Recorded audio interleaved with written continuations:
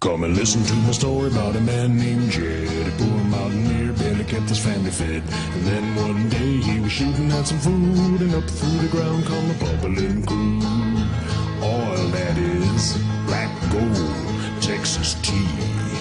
Well, the first thing you know, old Jed's a millionaire. Kinfolk said, Jed, move away from there. Said, California is the place you ought to be. So they loaded up the truck and they moved to Beverly Hills, that is, swimming pools, movie stars, the Beverly Hillbillies.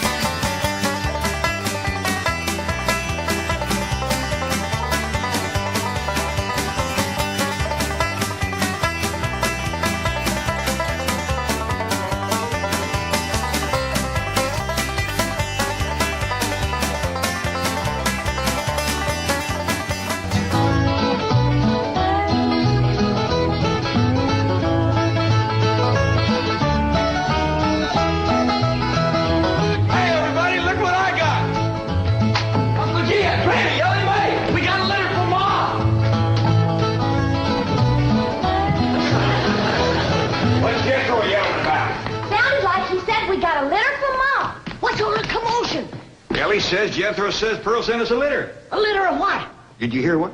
No, but I bet you it's kittens. Kittens. Pearl's always trying to give away kittens. Well, there y'all are. Where's the kittens, Jethro? What kittens? Didn't your ma send us some kittens?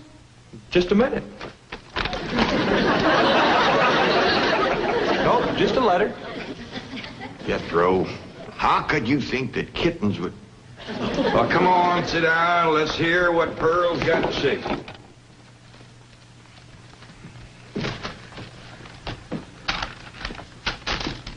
Dear son and kinfolk, I take pen in hand to say we are all fine back here. How are you all out there? Just fine, Pearl. That's right.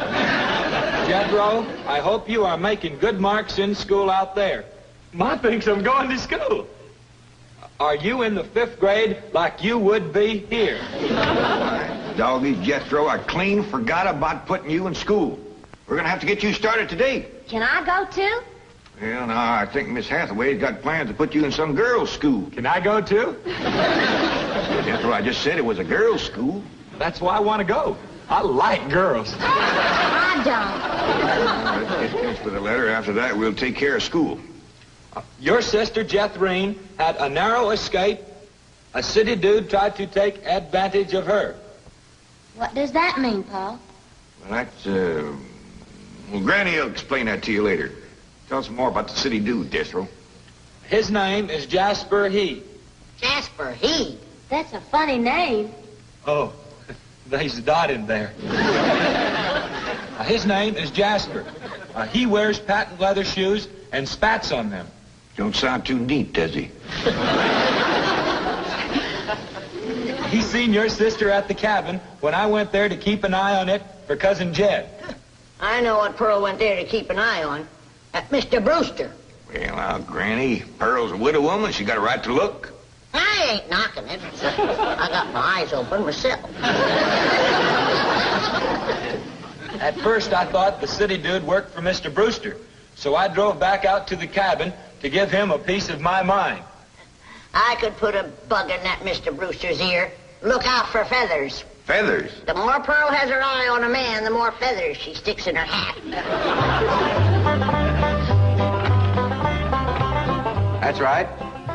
3 and 8 came in flowing 2,000 barrels a day. And it looks like the new strike's going to be even better. There's no doubt about it. This is one of the richest pools we've ever hit. Yep, everything from here is good news.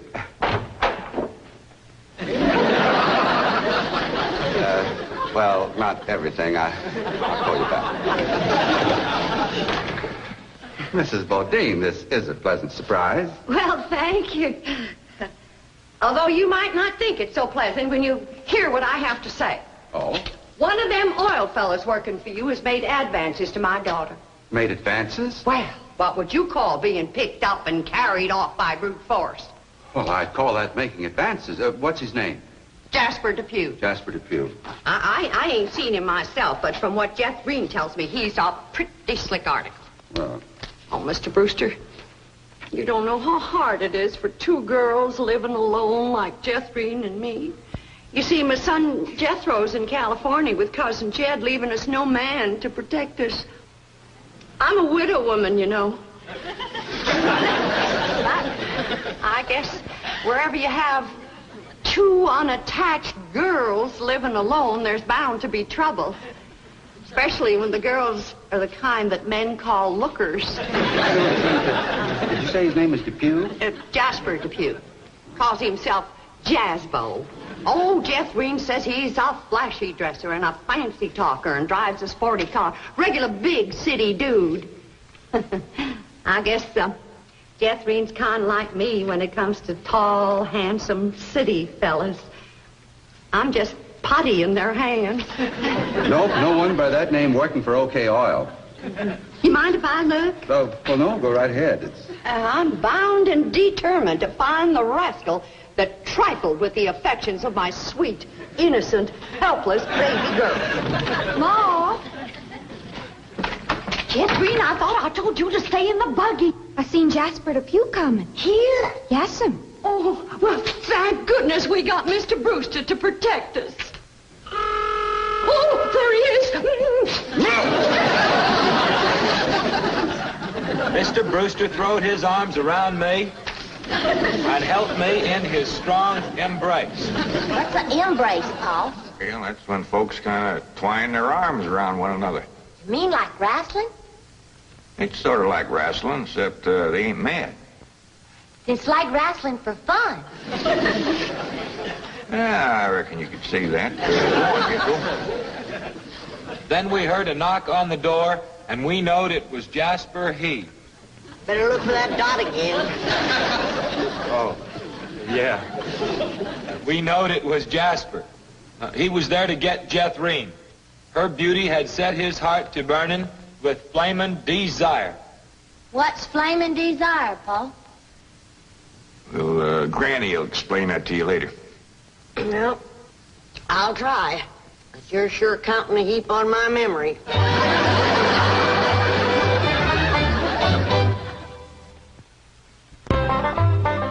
Read on with your Mo's letter there, Jethro. Yeah, it's getting good. One city fella's got his arms around Aunt Pearl, and another's waiting at the door to grab Cousin Jethrine. My only thought was to save my daughter, so I tore loose from Mr. Brewster's embrace.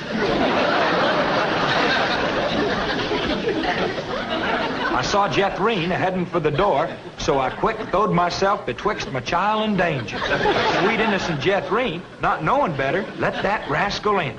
He went right to sweet-talking in a voice smoother than fresh churned butter. Hello again, you great, big, beautiful lump of sugar. I brought you something all the way from Eureka Springs. Genuine orchids growed in a hothouse. And this lovely young girl must be your sister. I'm her ma. No. Yeah. Well, for Jethrine's beautiful mother, a little gift of genuine French imported perfume all the way from Paris, France. Oh, well, you hadn't ordered. Oh, my goodness. Genuine Paris, France perfume. Look at that French writing on there. That says, "Ah, d'amour." That means, oh, love. Ain't he a sport, Ma? And for Jethrine's handsome father, a genuine cigarette case, silver. Thank you, but I am not Jethrine's father. No, Mr. Brewster ain't my husband. He's just a friend. Well, any friend of Jethrine's beautiful mother is a friend of mine. It's from old Mexico and hammered out of solid silver by the Aztecs Indians hundreds of years ago. That brings up an interesting question. Why would the Aztecs make cigarette cases when they had no cigarettes? That is an interesting question. I'll have to ask some of my Aztecs friends about that. Hey, Dom. Remember, ain't she sweet? Well, I've read... Hey, what happened to your orchids? Nothing. I ate 'em already. You mean you ate all them expensive orchids? Ma, you should have spoke for one. It wasn't very filling. Ain't she sweet? From her head down to her feet. And that's a long way. But I ask you very confidentially, ain't that baby sweet? ain't she large? But she gives me such a charge. I ask you very confidentially, ain't that baby large? She stretches out in all directions. I'm in a shout. Lordy, that's perfection. Are you with me? Ain't she keen? Well, that's the most I've ever seen. And I'm here to tell you I'm her ding-dong daddy, and she's my queen. And she is king size, my Jethrine. Her lots of mama, my Jethrine. She carries me away.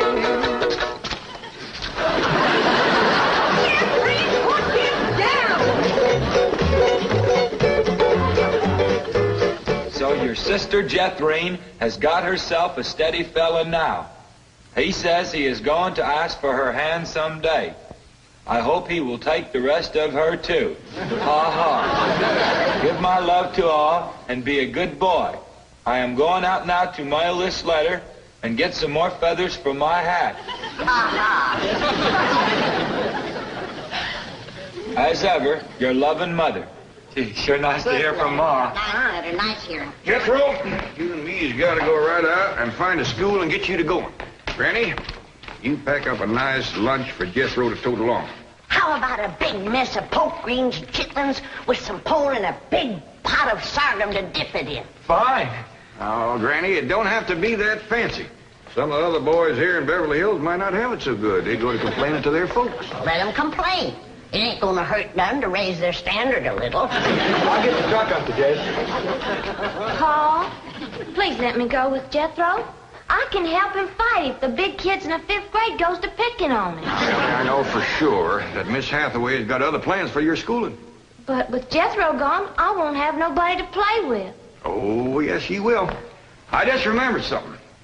Mr. Drysdale's stepson is coming home for Thanksgiving. And he's going to be living right next door. And you can play with him. Mr. Drysdale gave me some pictures of him. Here's some pictures of Sonny. That's what they call him, Sonny. He's been going to a lot of schools, and you ought to know some real good games to play. Ain't he something? Yeah, but what? Well, he's a boy. Are you sure? Really, just because he's wearing... Well, there's Jethro. Now, you keep thinking about how much fun you're going to be having with him right next door. You know, he does kind of favor that movie actor, Rudolph Valentino. Here's Jethro's lunch. I didn't have time to fix much, but it'll hold him till he gets home from school. I got a little surprise in there. I've been saving it for a special day, and I reckon this is it. What is it, Granny? Deviled hawk eggs. Doggies. Makes me wish I was going to school.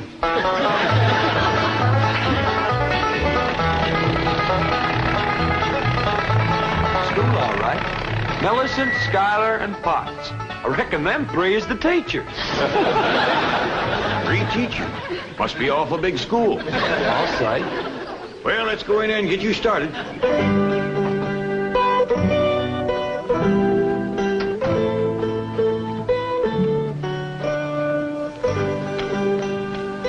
you are.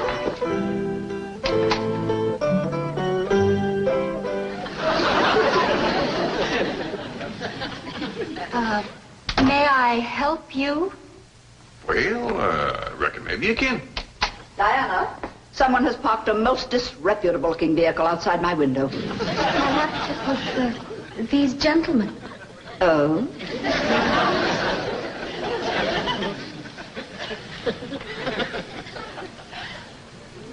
Yes? What is it you wish? Well, I'd like to get my nephew started into school. Here? Yeah, here's all right if you got room for a desk and his lunch basket. My dear man, this is a most exclusive private school. The tuition is quite expensive. Well beyond your means, I'm sure. Does that mean it costs a lot of money? That is precisely what it means. Well, I can pay you if it ain't over 25 million. 25 million? Yes, ma'am, that's all I got. Dollars? Yes, ma'am. In cash. Yes, ma'am. This is obviously a practical joke perpetrated by one of my envious competitors. What is your name? Jed Clampett, ma'am, and this here... And you expect me to believe that you have $25 million? Well, no, not on me, ma'am, but my neighbor, Mr. Drysdale, he's keeping it in his bank for me.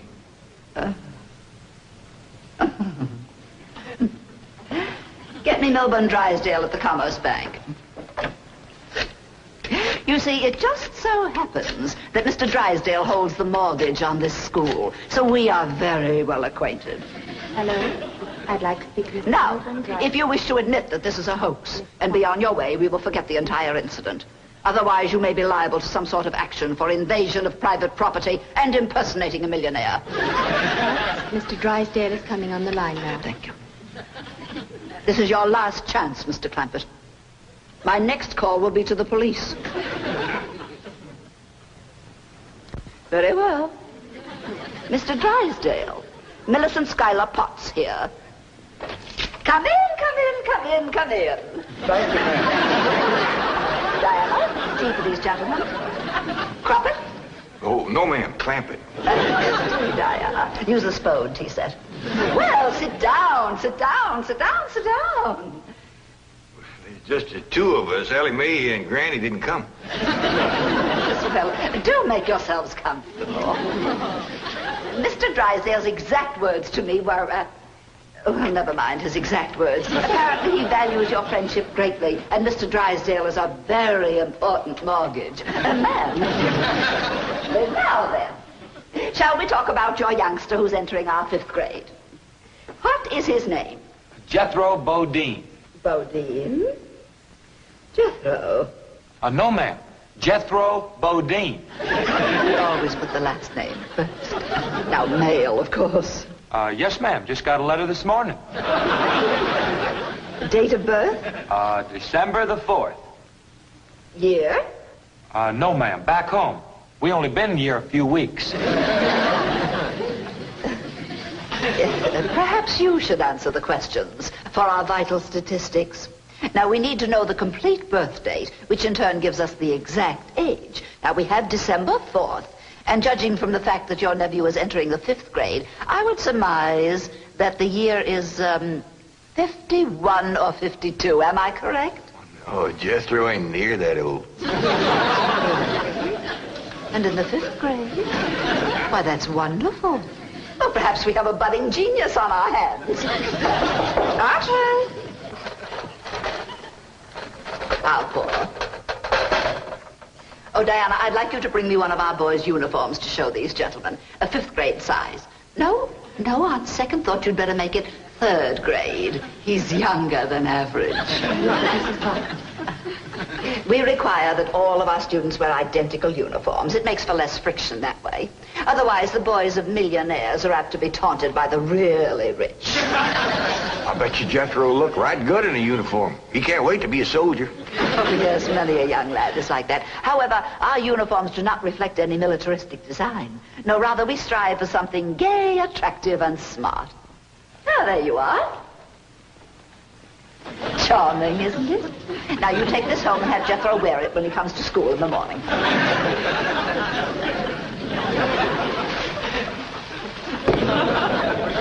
Wear this? I'm afraid Granny will have to make considerable changes in this before it'll fit Jethro. So tiny? Yes, ma'am. And in the 5th grade? Well, the boy must be a genius. Well, you may be very sure that we will bring him out. If he wears this, he'll bust out. Now then, how do you gentlemen like your tea? We don't know, ma'am. We ain't tasted it yet. Oh, you are the fun-loving one, aren't you? Yes, ma'am.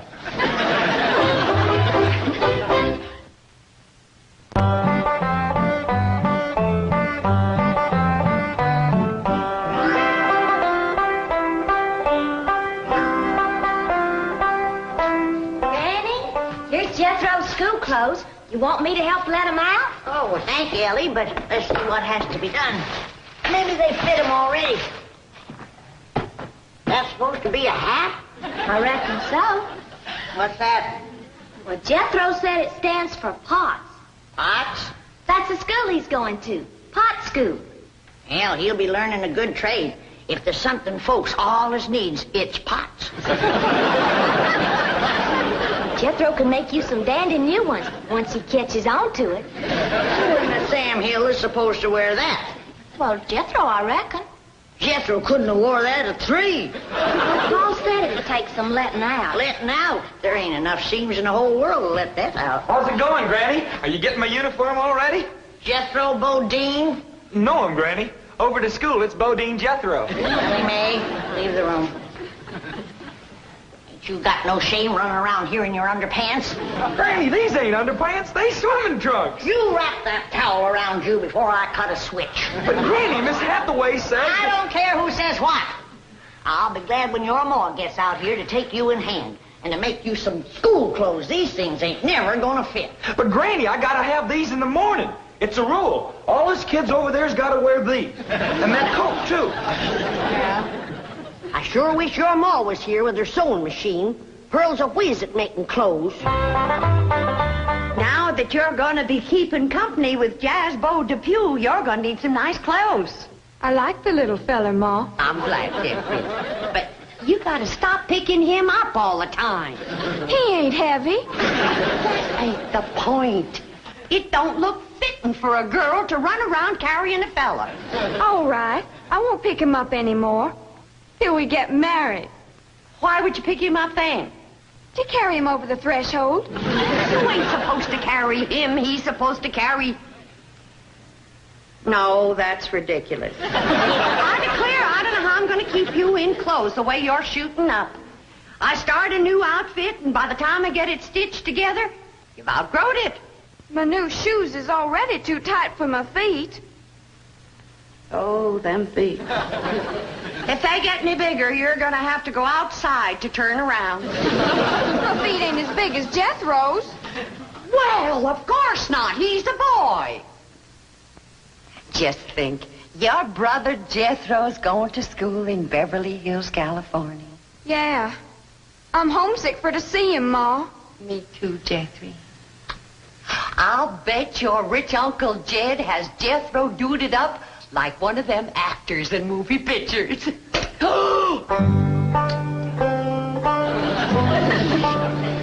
I can't understand these Beverly Hills schools. Wearing that uniform ain't gonna make you no smarter.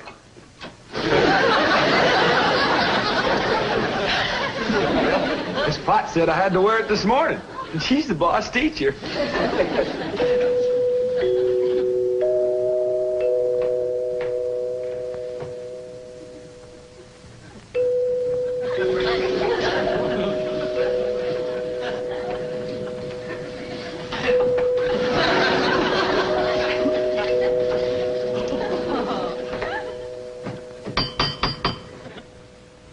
Dang, if Jethro ain't right.